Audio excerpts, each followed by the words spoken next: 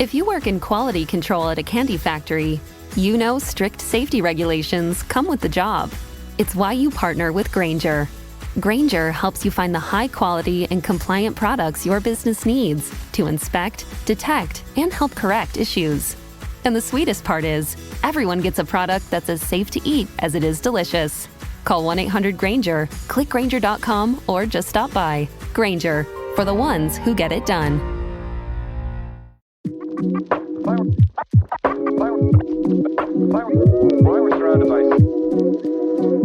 the first pick in the 2024 NFL Draft.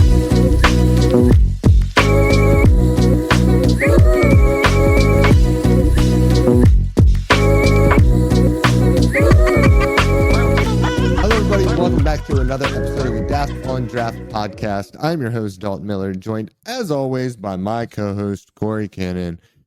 And this is, for full transparency, the second podcast we are recording today. That is right. We are doing a front and back end podcast recording. One for me in the morning, one for me at night. Corey has gotten to sleep in between it. Lucky him. I have not, but I have my decaf Americano here with me before I hit the hay after this one. But I might not be able to sleep. And I might not be able to sleep because today we are talking about the Oregon defense, and the Oregon defense is one that I am actually quite excited about. And I'm excited about it because it's the summer, okay? And because in the summer, we can project and we can dream that these guys are going to take the next step. And there are a couple of guys here that are already productive, but could also take the next step if they want to be high caliber NFL draft prospects. Mm-hmm. But like I said, I cannot do this alone. Corey, how are you doing? I'm great. I'm going to take a little, it's 2:51 p.m. here now as we're wrapping up the second recording of the day. And we recorded, it was midnight for me, my first one. I'm going to take a little nap before I go pick my kids up from daycare. So I'm doing well. I'm doing well, ready to talk some Oregon defense. Let's get right into it. We're going to go front to back here, and we're going to go with a player who I don't believe Corey got to, but I did. Corey said, I'm not interested in this guy. He's been on 7 teams in 3 years. I don't care about him. Well, guess what? He's a 5-star. More or less. So I do care about him. And that is Bear Alexander. And I actually tweeted about this. I tweeted out a video of him or a tweet about him. And somebody said, yeah, he might not play down for Oregon. He might transfer before he even starts, which is not untrue. Brand, I believe this is his third team. He started at Georgia, went to USC, was really productive for USC in 2023. He struggled, I guess, at the start of 2024, got into a fight with the coaching staff and got redshirted and then transferred. So an interesting start to the career. And that's after attending like 3 high schools as well, by the way. Well, yeah, but I'm pretty sure one of them was like IMG, so he ended up like that's the caliber of high school player that we're talking about. And you see that in his athleticism. To me, if everything, what's up? He's twitched up. If everything comes together, this is somebody who reminds me of a Jeffrey Simmons type player, where he's 300 pounds, but can legitimately play nose tackle. Like, he's twitched up, explosive, strong as an ox. He's able to convert speed to power at a very high rate. But he's got to stay on the damn field, man. He's got to stay on the field. We have to get some production off of him. Because we haven't seen him really since 2023. And when you are that talented, and this goes back to what Corey is saying, when you are that talented, you can make up for your character flaws. But if those character flaws are so bad and you are still that talented, but you can't get on the field, that's when we have to really start questioning does this guy have what my dad always used to say with pitchers that and baseball players that he grew up with? $1 million arm, 10-cent head. And that might be what we're looking at with Bear Alexander. And that would be upsetting because a defensive tackle with the name of Bear is literally perfect. It is. It is. He's got the reputation of a bag chaser right now. That's kind of his thing. And so, we'll see draft eligible year. The next step of chasing that bag is going to the NFL. So if you wanna lock in, now's the time. He's got solid talent around him as well to keep him kind of clean. So we'll see what happens there. I'm going to let it play out a little bit in 2025. I watched some 2024 last year just because he could have declared last year if he wanted to. But again, he didn't play a whole lot and redshirted. And then yeah, here we are. Yeah.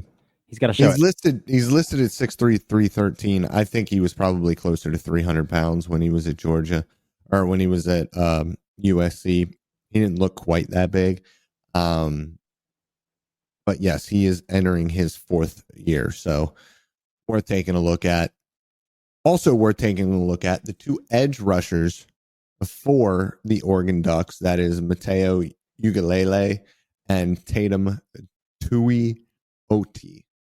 Number 10, number 44. Matayo is the first off the bus guy. Matayo is also like 19 years old right now. He is 19. And in Phil Knight's kingdom, he might hang around a little while longer past 2026. Yeah, very young. 5-star, younger brother of DJ Uiagaleilei, yep. Who I also was a fan of at one point. We're not going to talk about that. But with Matayo, man, I know we're going to argue about him a little bit here, but I don't think we're going to argue too much because right now he's more of a concept than he is anything else. Agreed. He's the first off the bus guy, and that's kind of an understatement. He's tall, long, lean. He's got everything. He's super young heading into year 3. He's got ankle flexion at 6'5", 270.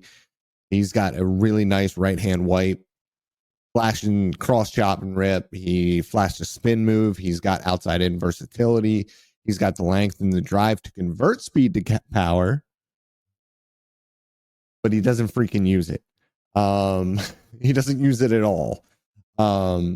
He's flashed it maybe once or twice in the 3 games that I watched, but he has the physical ability and he has the frame and the explosiveness to where you would say just run through an MFer's chest every once in a while. Set up your arc rush because he wants to win on the arc. He wants to be a speed rusher. He's good at winning on the arc, yeah. And he's good at winning up the arc. It reminds me a little bit of Landon Jackson. But what you see from Tatum on the opposite side is really feigning and really setting up that outside rush and then planting that outside foot and stamping through the chest of offensive tackles. He's got Tatum's got a lot of like Jack Sawyer, TJ Watt to him where it's like he's gritty as hell. He might not be like as talented as the guys who produce at the same rate as he does, but he just kind of like plays harder and has the grit and has that like feel for the football. But Uiagaleilei, man, what I like about him is I think that he's already a decent run defender at 19, cognitively, physically. I think that he has it. I think that his issues right now for me and what kind of limits him overall is I think the burst is just kind of average. And at 270, that's okay. But if your burst is average at 270, you have to be able to win through the chest. And he can't. I think that he plays way too high, way too often. And I think part of that is a conditioning issue. Because when he is tired, you can tell because he plays straight up off of the snap. And so, yeah, those are kind of my issues. He just needs to be more, he needs a more well-rounded game coming off of the edge. And he needs to be more consistent. But he's 19. Yeah. You mentioned he has a decent floor as a run defender. I think I would push back on a little bit on that. I think he can set an edge, but like he's not He's not stout. So I saw him get bumped off the line quite a bit in the two games. I watched Penn State and then I watched Washington were the two games that I watched. I watched Purdue, Ohio State 1.0 and Ohio State 2.0. Okay. And I was like, this is the guy we're talking about as a first round pick. Like, that's kind of how I left my viewing. Because, like, again, I'm kind of reframing how I evaluate edge rushers a little bit. I used to look for, like, guys. I used to say, like, if you don't have bend, you can't win at the NFL level. And pass rush bag was really important. Like, you had to have very diverse hands, things like that. Mm-hmm. Now, as time has gone on, and we have seen who have been productive at the NFL level early, Jared Verse, Will Anderson,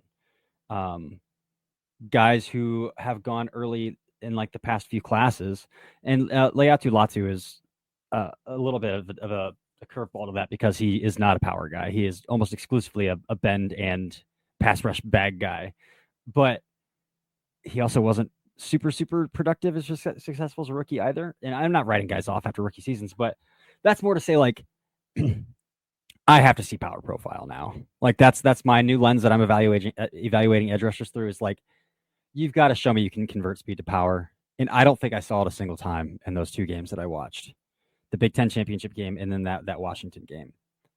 And that's a pretty big red flag. Like, I need to see through the chest. I need to see it. The bend is awesome. The ankle flexion at his side at 270 is awesome. Great. The cross chop, awesome. He goes to it all the time. But I got to see something. I got to see some sort of power profile. Because, like, if you have bend and, like, pass rush prowess, that's great.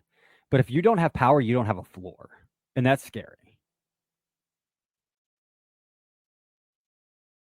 Yeah, I think I see it in the run game. Like, naturally, I think I see that natural power. He just refuses to use it as a pass rusher. Well, see, it would be different too if I saw, like, the punch, and I don't really see a punch either. So, like, if I saw an initial punch, even if his pads were high, like, I'd be like, oh, okay, I could see the punch in his hands, but, like, I just think he's kind of soft right now, at least right now. Yeah, I mean, he might be, but I think it's tough to call him soft as well when you do see such good hands as well. All the hand stuff is finessey, though, like cross-chopping and...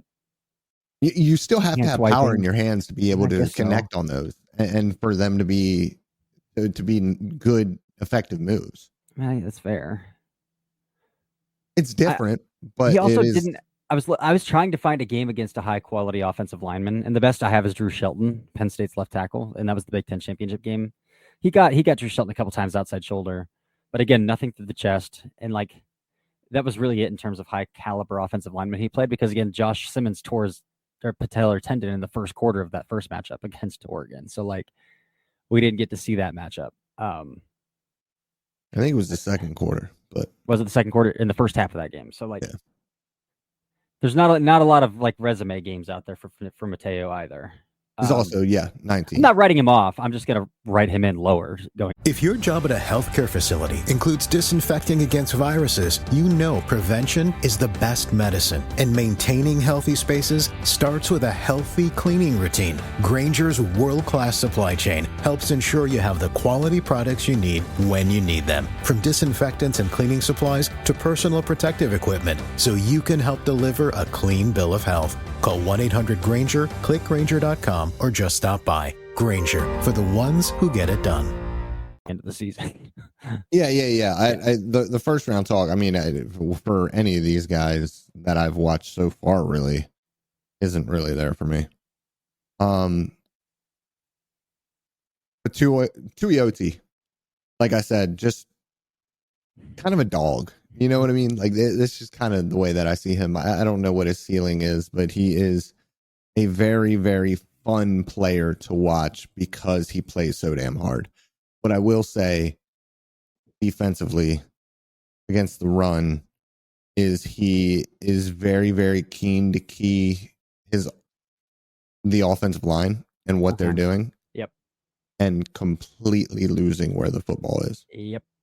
completely losing where the football is. I wrote bad If backside you- contain on my notes. If as you well. run, if you mesh and have the offensive tackle to his side pull to power on that mesh, he is gone, and that quarterback is gone as well. Yes. But yeah, that's about all I have to say about him. Let's get to my favorite evaluation of all of these guys, which is pretty fun to say because I really, really like one of these corners too. But Bryce Bocher, man, linebacker, Dude, he's bad out of hell. quick trigger. He's got impressive eyes. He keys QB running back mesh point really well. Mm-hmm. He's quick to flip and trigger. He has good initial burst. He's got good pop at the point of attack. Firm tackler. He's got a strong base, wide arms, wraps up well. I kind of wonder why this guy didn't declare last year. Innate feel for finding the football. He's active hands, appropriate violence when he's taking on climbing blockers. He's also slippery when he doesn't want to get touched at the second level. He's got that Notre Dame like focus when he is in coverage that just, this is exactly what I am supposed to do. This is my key. I'm going to get to my set point. I'm going to turn around. He is a really good football player, just a good football player.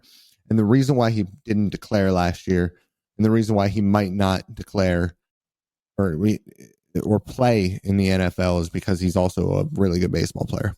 Did he play this year? I was just looking that up. He was a 14th round pick. Yeah, he was drafted. Did he play for Oregon this past season though? Yeah, he's a two-way guy. Okay.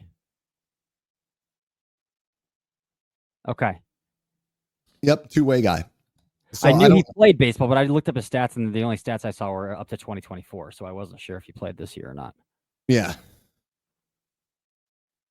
Okay. Yeah, he's only played 2 seasons at football on the football team too, so that's pretty awesome. He's awesome, man. He's awesome. Yeah, I wrote down the same, like, bad out of hell, dude. He sees football, he gets football. Just like, but he's also fluid in his back pedal as well. I felt like he was getting depth, man. He gets depth in his back pedal. That's what I'm saying. Drew Aller threw that one touchdown over his head, but like that wasn't his responsibility. But I thought like, oh, if Drew Aller tries to like laser this in, he could have picked that up. And he layered it pretty well. Yeah, he was the guy who got kind of like beat on the Texas route from Singleton. That he ended up tripping Singleton up, and it wasn't a catch, but it was a really nice penalty actually. Yeah. But yeah, he's a bad dude. Yeah. He's a dude. He's a lot of fun. Interested to see what happens with him this year. Let's get to the two corners, man. Okay. Which one do you want to start with? Do you want to start with the? Yeah, let's just go through Theron Johnson right now.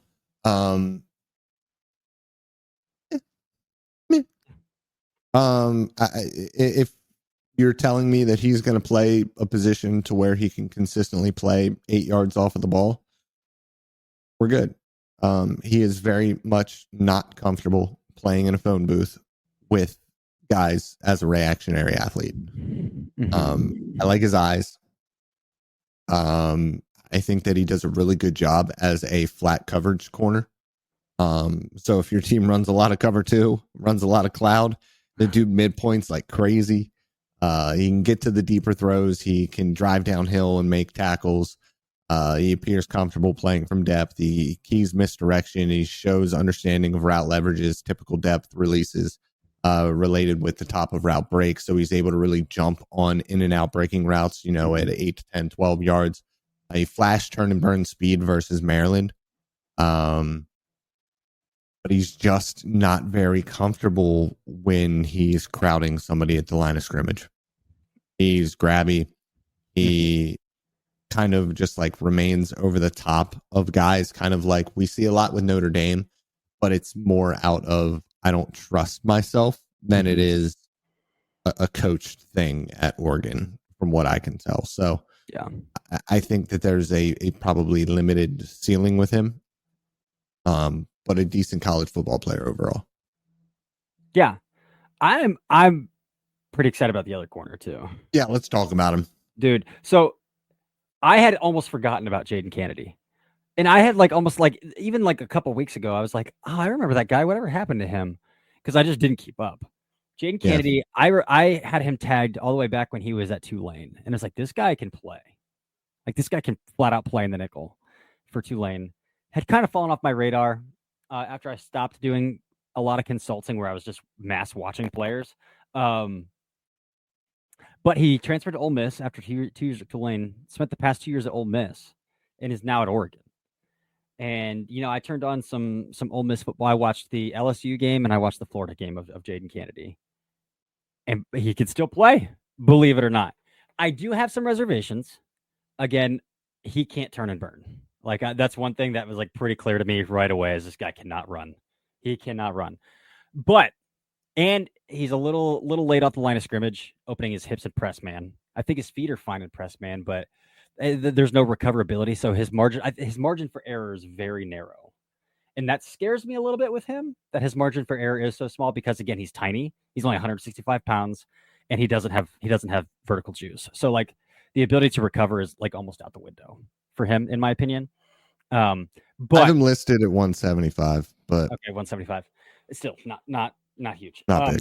But in terms of off man, that dude is not giving up any ground in catch technique. That dude is standing his ground. He's a gnat in off man. He'll sink into hips at will. His short area quickness is unbelievable. His change of direction, ability to mirror and stick with receivers off even some of their more steep breaks is tremendous. And then he plays through the football really freaking well, dude, at the catch point. He plays through the football really well. I didn't share my notes with you. I swear to God. I swear to God, guys, I did not share my notes with him. I don't have my notes shared with Corey. They're exactly the fucking same. He literally to the wording. Gnat-like in man coverage. Competes hard at the catch point. Attacks through hands well in the air. Like these are all things he's saying. And we did not talk about Canada before this podcast at all. Dude, lacks high-end recovery speed.